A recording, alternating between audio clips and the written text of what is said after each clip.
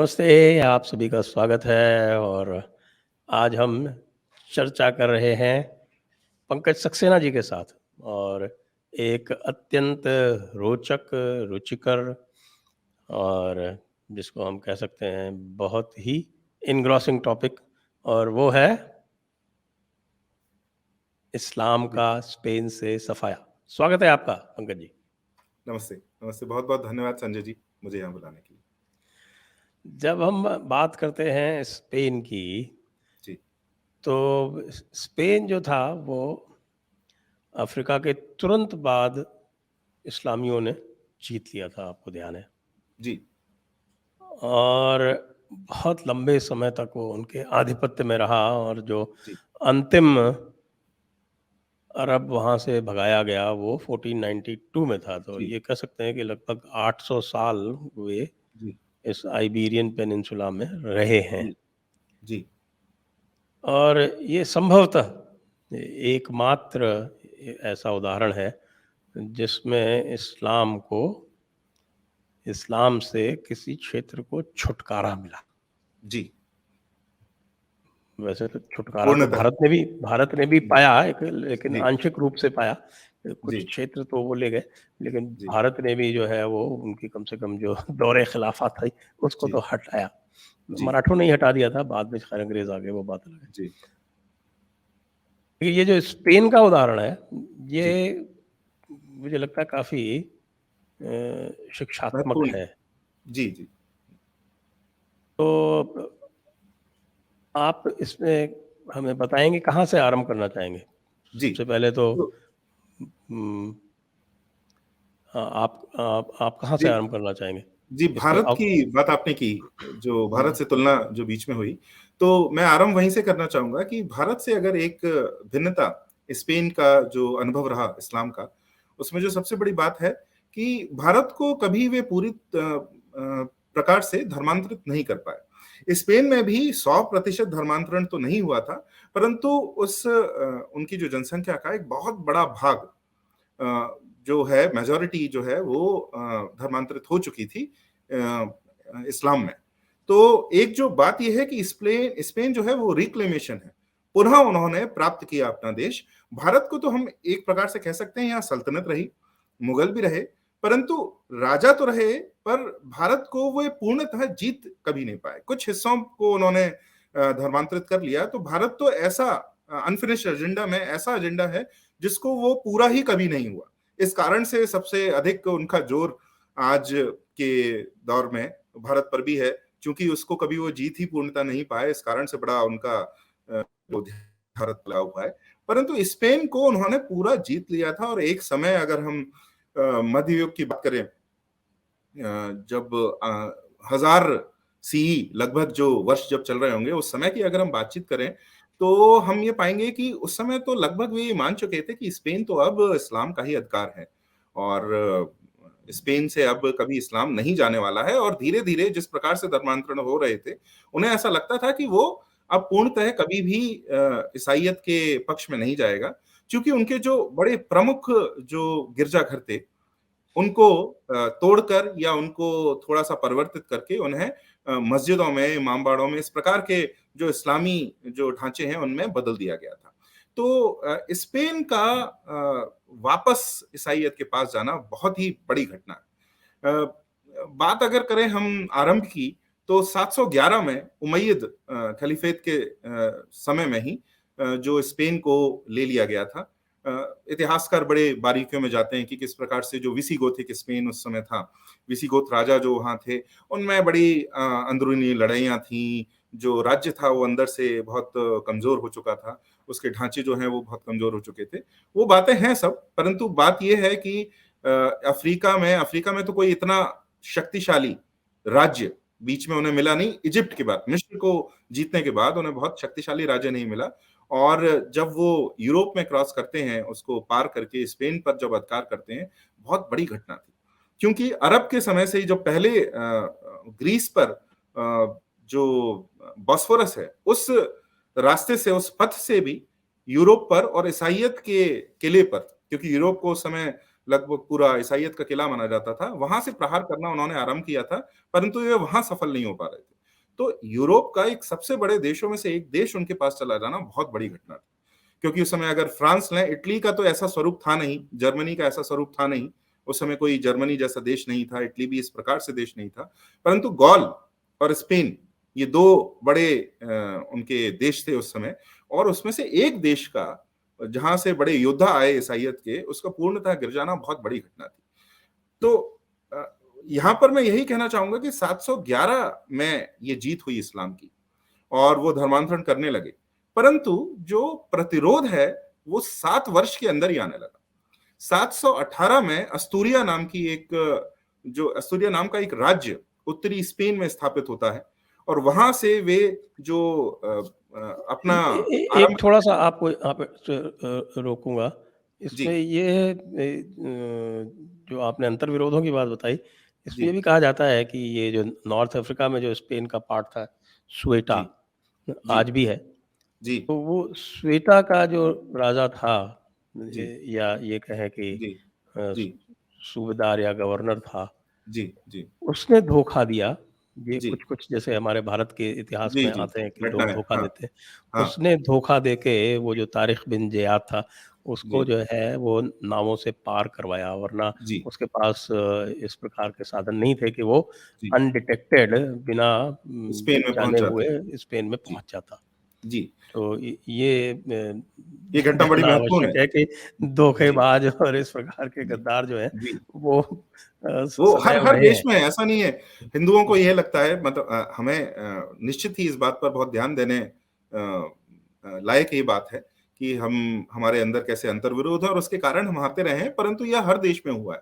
तो इसका इसका अंत यह नहीं है कि हम इस बात पर ध्यान ही न दें। ध्यान देने लायक बात यह है कि किस प्रकार से जो गैर ईसाई और गैर मुसलमान जो अ, साम्राज्य होते हैं, जो समुदाय होते हैं, वे जब इस प्रकार से कोई उन पर हमला होता है, आक्रमण होता है इस्लाम का या अथवा ईसाइयत का, तो वे ये नहीं समझते कि कितना बड़ा खतरा है।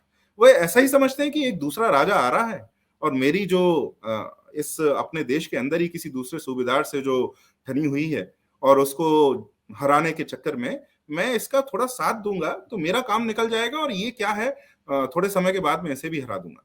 परंतु हमें यह समझना चाहिए कि जब एक इस्लामी राजा जब आक्रमण करता है तो उसका लक्ष्य केवल वहां के क्षत्रियों को, वहां के लड़ाकों को, वहां की सेना को हराना ही नहीं, वहां के संसाधनों को लेना ही नहीं।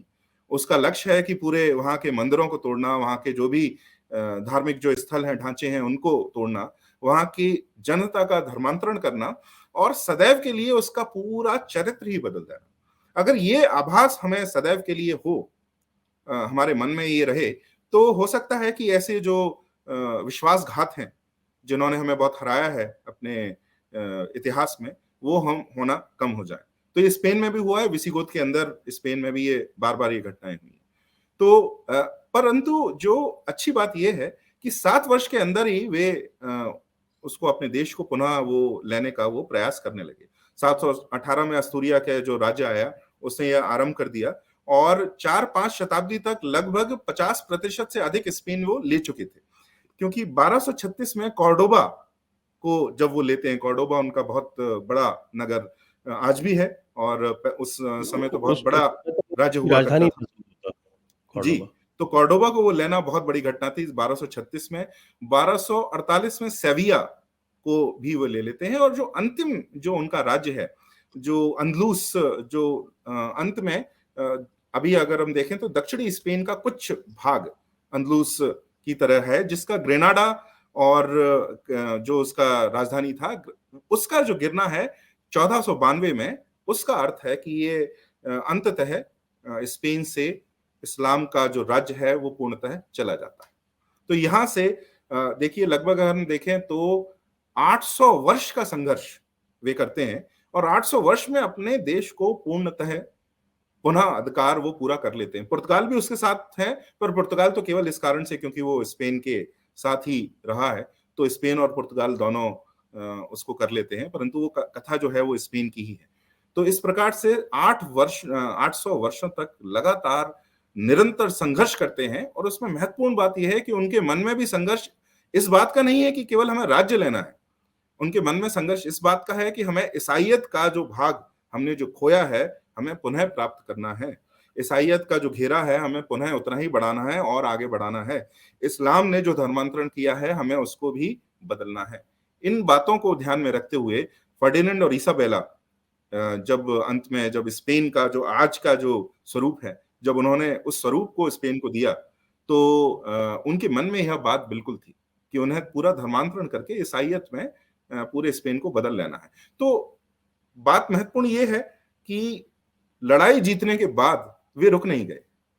राजनीतिक जीत के बाद वे रुक नहीं गए।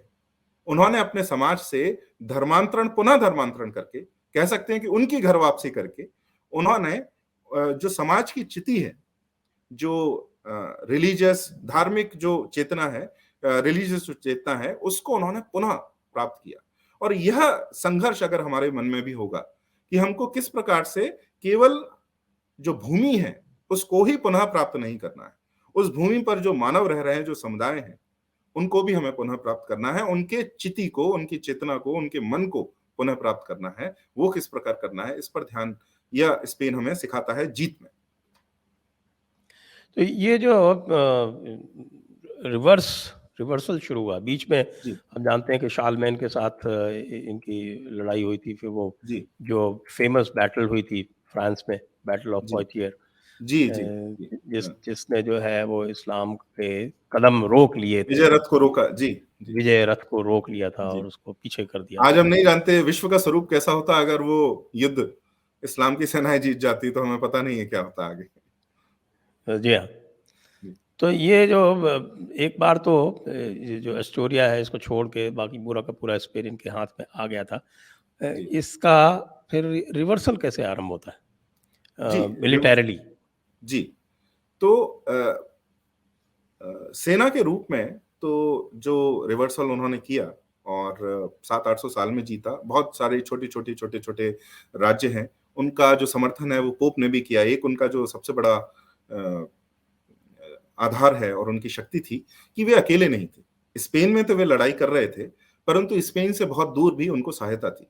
क्योंकि जो उनके मन में जो धारणा थी, वह धारणा यह थी कि ईसाइयत के लिए हमें जीतना है। तो इस प्रकार से जो भी शक्तियां ईसाइयत के लिए रत थी उस समय, कुछ नहीं भी साथ दे रही थी, परंतु उनके जो कुछ जो नेता थे और पोप, वो उनका समर्थन बीच लगभग करते रहते थे। इस कारण से उनमें बड़ी शक्ति थी और बहुत सारे छोटे-छोटे युद्ध हुए, बहुत सारी छोटी-छोटी घटनाएं हुई, परंतु धीरे-धीरे उन्होंने सेना के रूप में इसको जीता। बात महत्वपूर्ण जब आती है कि 1492 में जब वे पूरा स्पेन ले लेते हैं, तो वे धर्मांतरण कैसे करते हैं, और वो कथा बड़ी रोचक है कि किस प्रकार से उन्होंने किया। देखिए, अब हम जानते हैं कि किस प्रकार से इस्लाम में कट्टरपंथी तो बहुत गहराई से घुसी हुई है, और एक बार हम ये बातचीत करते ही रहते हैं, once a Muslim always a मुस्लिम, एक बार मुसलमान बन जाते हैं तो इसमें घुसने का तो पथ है, परंतु वापस पुनः जाने का पथ नहीं है, मृत्यु दंड दिया जाता है जो मुसलमान इस्लाम को छोड़ता है। इस प्रकार से बहुत सारी घटनाएं ऐसी हुई हैं कि बहुत कठिन होता है एक मुस्लिम समुदाय को पुनः अपने जो धर्म अथवा मजहब जो पहले वो जिसको वो फॉलो कर रहे थे वहां पर पुनः जाना।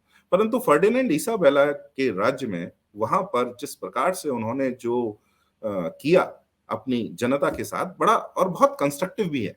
अगर आप देखेंगे तो उन्होंने कम से कम खून बहाकर किस प्रकार से अपने देश को पुनः पूरी तरह अपनी जनता को ईसाइयत की ओर करा, तो उसमें बड़ी कुछ रोचक बातें हैं। एक तो उन्होंने पहले तो ये घोषणा की कि अगर आप मुसलमान रहना चाहते हैं तो हमारा राज्य छोड़ दें, और अगर इस राज्य में रहना है तो आप ईसाइयत में धर्मांतरित हो जाएं। 1500 की बात है ये कहना, और उन सेनाओं के लिए, उन राज्यों के लिए बहुत आसान हुआ करता था, सरल हुआ करता था। तो ऐसा तो उन्होंने पहले किया, परंतु ये कह देने से देखिए नियम तो लाया जा सकता है। जिस प्रकार से भारत में अभी बहुत धर्मांतरण के विरोध में बहुत सारे राज्यों में बड़े कड़े नियम हैं, परंतु हम देख रहे हैं कि कैसे ईसाइयत धर्मांतरण करी जा रही है लगभग सभी राज्यों में, और कुछ राज्यों में और भी अधिक। तो केवल नियम ला देने से ही सफलता आपको प्राप्त होगी यह नहीं है।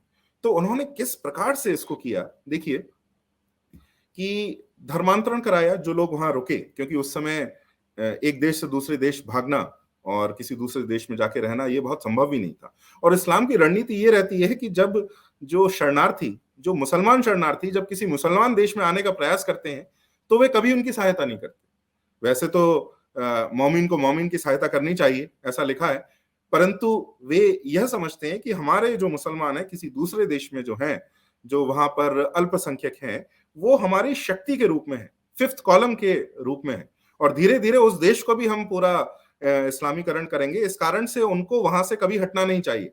इस कारण से वे कभी अपने मुसलमान देश, अभी भी जो अरब, जब ये सीरिया में आइसिस आया, आइसिल आया, और ये जब गृह युद्ध होना शिया सुन्नी और शियाओं और सुन्नियों के बीच में ही जब होना आरंभ हो गए 2007-8 से, तो हमने देखा कि सऊदी अरब ने किसी भी शरणार्थी को नहीं लिया।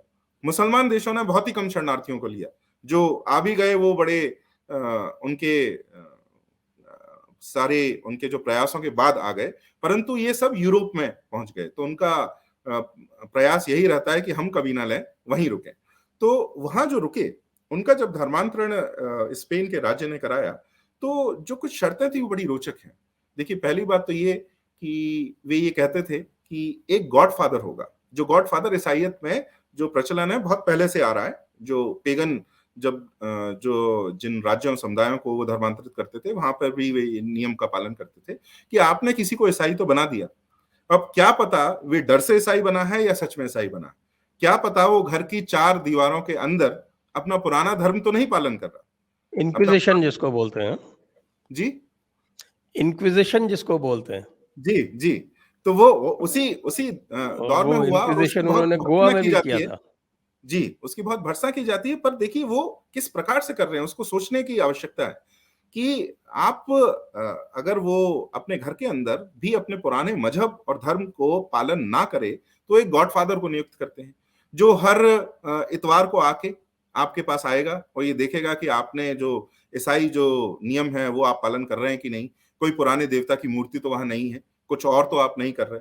चूंकि ये मुसलमान थे, तो देखिए नियम कैसे वे लाए कि शुक्रवार के दिन को जो नए धर्मांतरित जो मुसलमान से ईसाई हुए थे, वे अपने घर का दरवाजा नहीं बंद कर सकते थे। अब इस कारण से कि वहां कहीं छुप के नमाज ना पढ़ लें। तो ऐसे ऐसे कई सारे नियम वो लाके गॉडफादर को नियुक्त करके, ये देखकर कि वे ईसाइयत का पालन कर रहे हैं या नहीं, इस प्रकार से उन्होंने अपने पूरे देश को, समुदायों को लिया, पुनः ईसाइयत में लिया। दूसरी ओर जो लैंडस्केप को कैसे उन्होंने अपना, वहां के जो ढांचे थे, वहां के जो मस्जिदें थी, वहां के जो इस्लामी ढांचे थे, उनको पुनः उन्होंने कैसे लिया। तो उन्होंने नष्ट नहीं किया, क्योंकि ये वही ढांचे थे जिनको एक समय जब इस्लामी साम्राज्य आए उन्होंने जीता और उनके गिरजाघरों को मस्जिदों में बदल दिया। परंतु बहुत सारी नई मस्जिदें भी बनाई जो बड़ी प्रसिद्ध हुई मध्य युग में। पूरे इस्लामी विश्व से वहां पर लोग आते थे उनको देखने, बड़ी सुंदर मस्जिदें बनाई गई थी उस समय। तो उनको उन्होंने नष्ट नहीं किया। उनके ऊपर मीनारों को हटा के चर्च के घंटाघर जो मीनार हैं वो खड़ी कर दी, और उसको जो ईसाई जो वास्तु है उसके अनुसार उन्होंने पूरा बदल दिया। जहां मस्जिद के अंदर कोई मूर्ति नहीं हुआ करती थी, वहां पर वो यीशु और दूसरे संतों की, क्योंकि वो कैथोलिक हैं, तो दूसरे संतों की, मैरी की, इनकी मूर्तियां लगाने लगे। और यह भी बड़ी महत्वपूर्ण बात है कि जो क्षेत्र सदैव ईसाई रहे, या 718 के बाद ही अस्तूरिया में जो ईसाई हो गए, उन्होंने सदैव यह याद रखा कि उनके क्षेत्र क्या हैं। जिस प्रकार से पिलग्रिमेज, कैथोलिक समुदाय में पिलग्रिमेज जो है, तीर्थ, वो बहुत, तीर्थ कहना उसको सही नहीं होगा, पिलग्रिमेज ही अगर हम कहें तो बहुत महत्वपूर्ण है कि उन्हें इन सब गिरजाघरों में जाना है, वर्ष में एक बार जाना है। जब वे नहीं भी जा पाते थे तब भी वे ध्यान रखते थे कि हमारे क्षेत्र कौन से हैं।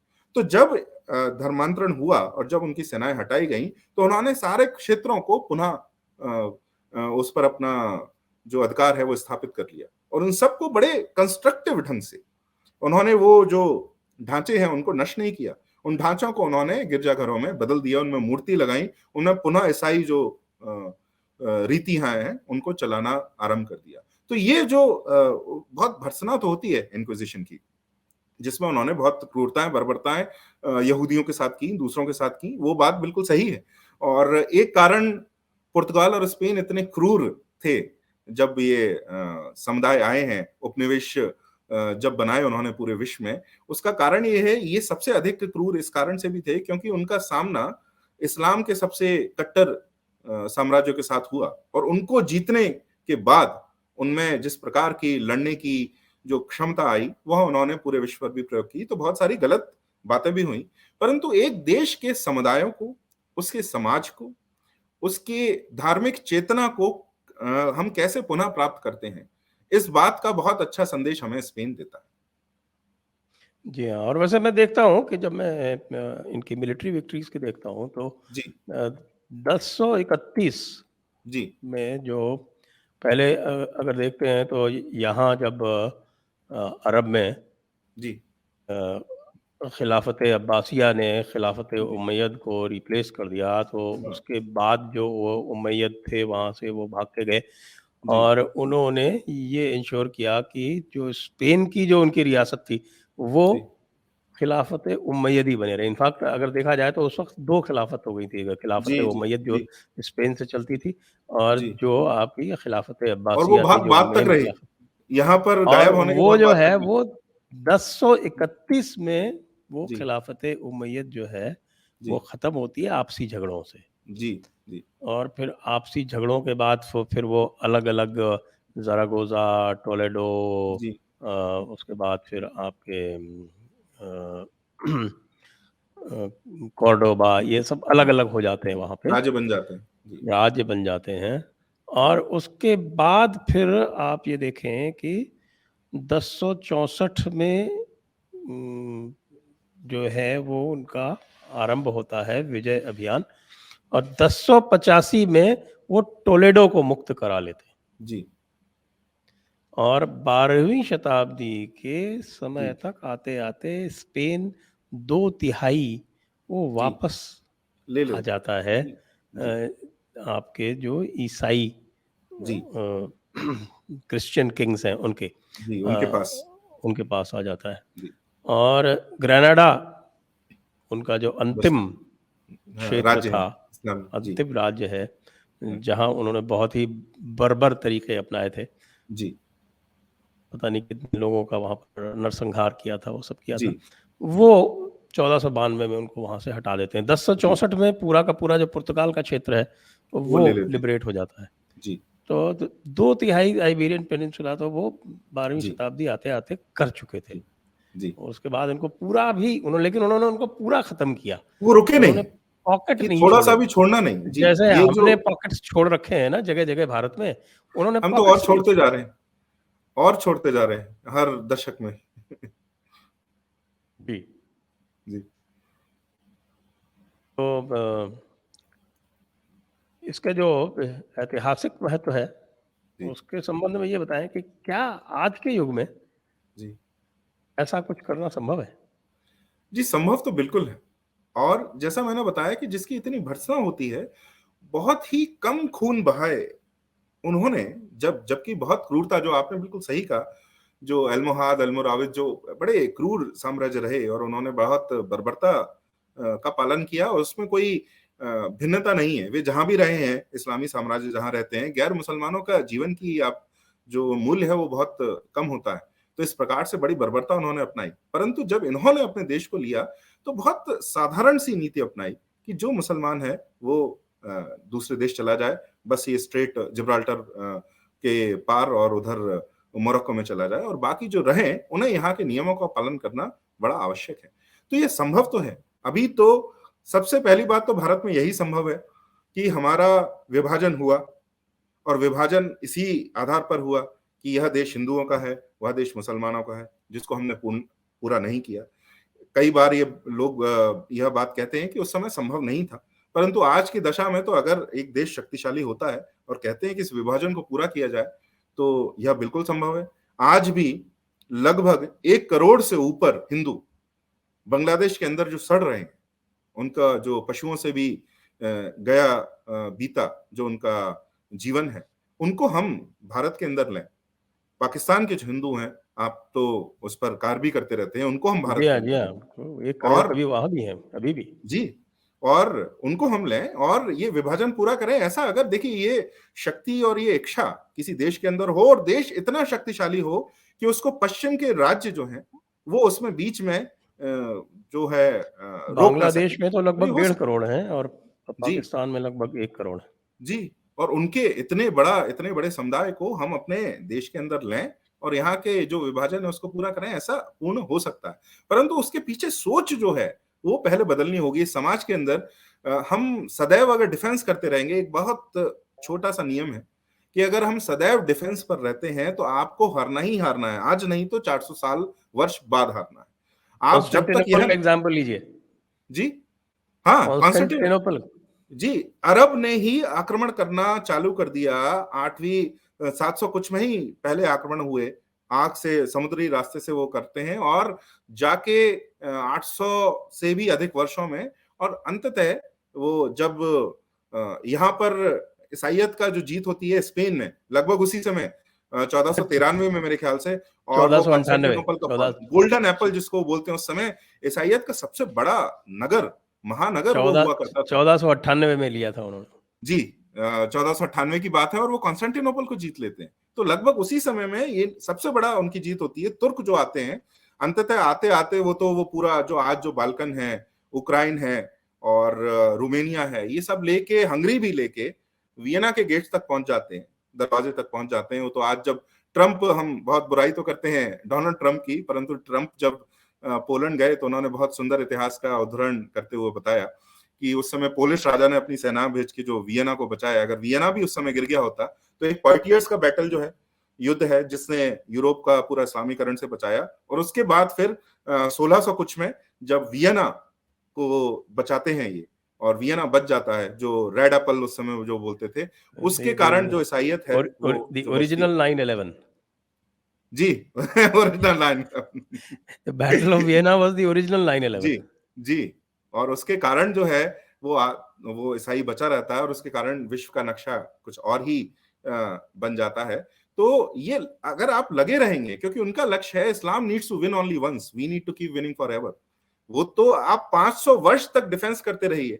आज जैसे भारत में त्रिपुरा एक ऐसा राज्य है जो लगभग 90% चारों ओर से बांग्लादेश से घिरा हुआ है, परंतु वहां के बड़े योद्धा समाज रहे हैं। उन्होंने आज भी उसको 90% हिंदू रखा है, जबकि 70 वर्षों तक तो हमारे भारत की सरकारों ने उत्तर पूर्व की ओर देखा ही नहीं। ये तो पहली बार 2014 के बाद इस सरकार ने उत्तर पूर्व की ओर ध्यान देना आरंभ किया है, परंतु तब तक तो किसी ने देखा ही नहीं कि वहां उत्तर पूर्व में क्या हो रहा है। उसके बाद भी वे हिंदू बने रहे। परंतु 500 वर्षों तक भी आप डिफेंस कर लें, एक कमजोर राजा अगर आता है, एक बार अगर आपका राज्य कमजोर होता है, तो वो आपको जीत लेंगे। जिस प्रकार से स्पेन जो है, अब देखिए स्पेन का जो अंत है, अभी जो इस समय जो स्पेन का जो दशा है, वो बहुत अच्छी नहीं। तो जो मैंने इस बात पर लिखा भी था कि 2004 में देखिए कि उन्होंने एक एक वहां से पूरा ईसाई कर लिया उस देश को। वहां पर मुसलमान बचे ही नहीं, सबका धर्मांतरण हो गया, सबको पूर्णतः उन्होंने ईसाइयत में पुनः मिला लिया। और लेकिन जब जनरल फ्रैंको रहते हैं, जनरल फ्रैंको के जाने के बाद, सेकेंड वर्ल्ड वॉर के बाद, जब स्पेन पुनः थोड़ा कमजोर होने लगता है, 2 से 3 दशक के अंदर ही, क्योंकि जस्ट जिब्राल्टर के सामने मोरक्को जो है, जो लगभग 100% मुसलमान देश है और वहां पर अभी भी कट्टरता बड़ी बनी हुई है, वे वहां प्रतीक्षा कर ही रहे थे कि एक पलक झपकाने की उस राज्य के। और जैसे ही पलक झपकी जनरल फ्रैंको के बाद, जनरल फ्रैंको की भी बड़ी भर्त्सना होती है, फांसीवादी थे, ऐसा था वैसा था, परंतु उन्होंने ना अपनी जनता को परेशान किया, ना उन्होंने वहां का इस्लामीकरण होने दिया। जैसे ही जनरल फ्रैंको जाते हैं, उसके बाद में धीरे धीरे जो बोट से ये जो मुसलमान हैं वो वहां आने लगते हैं, और 2004 में 4 से 5% वहां की जनसंख्या पुनः मुसलमान हो जाती है। तो देखिए, जिसको 800 साल लगे उन्हें पुनः लेने में, 2-3 दशक के अंदर वह रिवर्सल हो जाता है। और 2004 की घटना हम सबको पता है, जब अलकायदा ने जो बड़ा प्रसिद्ध मैड्रिड जो ट्रेन बॉम्बिंग की, वहां पर जो बम विस्फोट किए, उसमें लगभग 200 के कुछ आसपास लोग मारे गए, स्पेनी लोग मारे गए। और वो चुनाव से 4-5 दिन पहले की बात है। उस चुनाव में जो होने वाला था, उस समय जो वहां कह सकते हैं कंजर्वेटिव जो पार्टी थी, उसका अधिक बोलबाला था, परंतु यह वो अटैक उनके ऊपर करते हैं, उनका जो जनसंख्या है उसका मनोबल गिराते हैं। 4 दिन के बाद जब चुनाव होता है, 3-4 दिन के बाद, तो जो लिबरल पार्टी है वो जीत के आ जाती है।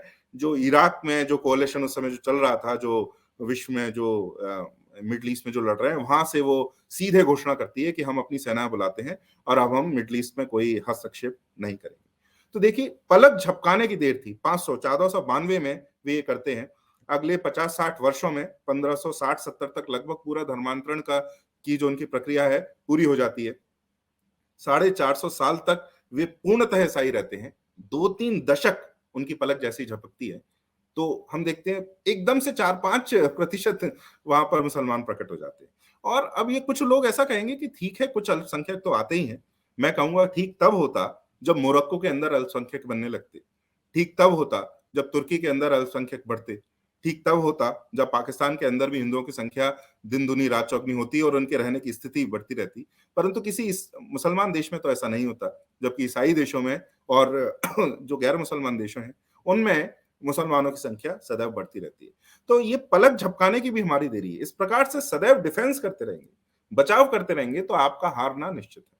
हमें यह सोचना पड़ेगा कि जिस प्रकार से वह ये सोचते हैं पूरे विश्व को कैसे वो अपने अधिकार में ले लें, हम इस प्रकार की सोच तो ना रखें कि पूरे विश्व को पॉलिटिकली राज्य एक हो जाए जिसको हम राज करें, परंतु पूरे विश्व पर सनातन धर्म का कैसे बोलबाला हो, जिस प्रकार से ऐसी कोई शक्ति हमें पुनः अब आगे कभी ग्रस ना सके। तो केवल भारत से ही ये जो समस्या की हम बात कर रहे हैं, केवल भारत में ही अगर भूगोल में हम सीमित होकर सोचेंगे तो हम इसको नहीं जीत सकते। इसको हमें पूरे विश्व के भूगोल को हमें ध्यान में रखना पड़ेगा। जी हाँ, हमें नेचर ऑफ जिहाद समझना पड़ेगा ना। वो नेचर जी, ऑफ जिहाद जब तक हम इस्लाम को अच्छी तरह से पढ़ेंगे और समझेंगे नहीं, तब जी, तक तो ये नहीं हो सकता। जी, सौभाग्य से अब इंटरनेट के बाद बहुत जी। सारे लोग चेतना बहुत बनी कुछ है। समझने लगे जी, हैं। मुझे जी। लगता है पिछले 3-4 वर्ष में ही बहुत बड़ी बहुत है। जयपुर अधिक डायलॉग्स का भी परिवर्तन आया। बहुत बड़ा भाग है है उसमें, इस चेतना को फैलाने का। जी, जी, जी, बिल्कुल। तो दर्शकों, ये है स्पेन का उदाहरण है। स्पेन कैसे जीता गया और स्पेन को वापस कैसे जीता गया। ये दोनों जो शिक्षाएँ हैं, ये अत्यंत शिक्षाप्रद हैं। इनसे हमें बहुत अधिक सीखने की आवश्यकता है। बहुत-बहुत धन्यवाद आप सभी दर्शकों को और बहुत-बहुत धन्यवाद पंकज सक्सेना जी को। बस यही। जय हिंद, वंदे मातरम। बहुत-बहुत धन्यवाद। वंदे मातरम।